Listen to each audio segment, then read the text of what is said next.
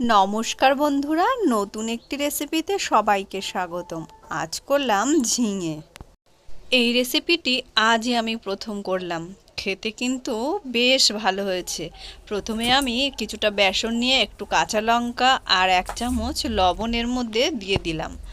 তারপর এর মধ্যে অল্প একটু মিষ্টিও দিয়ে দিলাম। তারপর এর মধ্যে অল্প অল্প করে জল অ্যাড করে এটাকে একদম ঘন করে মেখে নিলাম। এটা খুব ভালো করে এইভাবে ফেটিয়ে নিতে হবে এবং 2-1 মিনিট, এখানে মোটামুটি 5 মিনিট মতো এটাকে ঢেকে রেখে দিতে হবে। তারপর একটি কড়াইতে সর্ষের তেল দিয়ে এইগুলোকে এইভাবে ফুলুরির মতন ভেজে নিতে হবে। গ্যাসের ফ্লেমটিকে একদম লো করে দিতে হবে এবং ধীরে ধীরে ভেজে নিতে হবে, তাহলে ভেতরে আর কাঁচা থাকবে না। তো একে একে সব এইরকমভাবে দিয়ে দিলাম। তারপর এটিকে এক পিঠ হয়ে আসলে উল্টে দিলাম। তারপর বেশ কিছুক্ষণ নাড়াচাড়া করে এটাকে লাল লাল করে ভেজে আমি তুলে নিয়েছি। এইবারে ওই তেলের মধ্যেই টুকরো করে কেটে রাখা আলুগুলোকে দিয়ে দিলাম। তার জন্য 1 চামচ লবণও দিয়ে দিলাম। দিয়ে এটাকে বেশ ভালো করে নেড়েচেড়ে ভেজে নিলাম। কিছুক্ষণ ঢেকেও রেখে দিয়েছিলাম, বেশ ঢাকনা তুলে দেখলাম লাল লাল করে ভাজা হয়ে গেছে। এবার এইগুলোকে আমি তুলে নিলাম অন্য একটি পাত্রের মধ্যে। তুলে নিয়ে ওই তেলের মধ্যে দিয়ে দিলাম একটা শুকনো লঙ্কা ফোড়ন দিয়ে দিলাম, আর এর মধ্যে দিয়ে দিলাম রাঁধুনি ফোড়ন। তোমরা চাইলে গোটা জিরে কিংবা কালো জিরেও ফোড়ন দিতে পারো এর মধ্যে।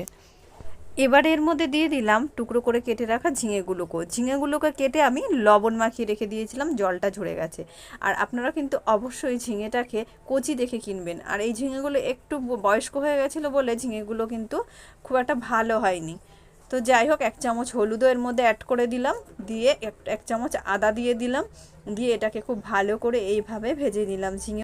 তো মোটামুটি এখানে ঝিঙেটা ভাজা হয়ে এসেছে। এবারে এর মধ্যে দিয়ে দিলাম 1 চামচ লঙ্কার গুঁড়ো দিয়ে আর একটু নেড়ে চেড়ে এর মধ্যে এবারে দিয়ে দেব ভেজে তুলে রাখা সেই আলুগুলোকে।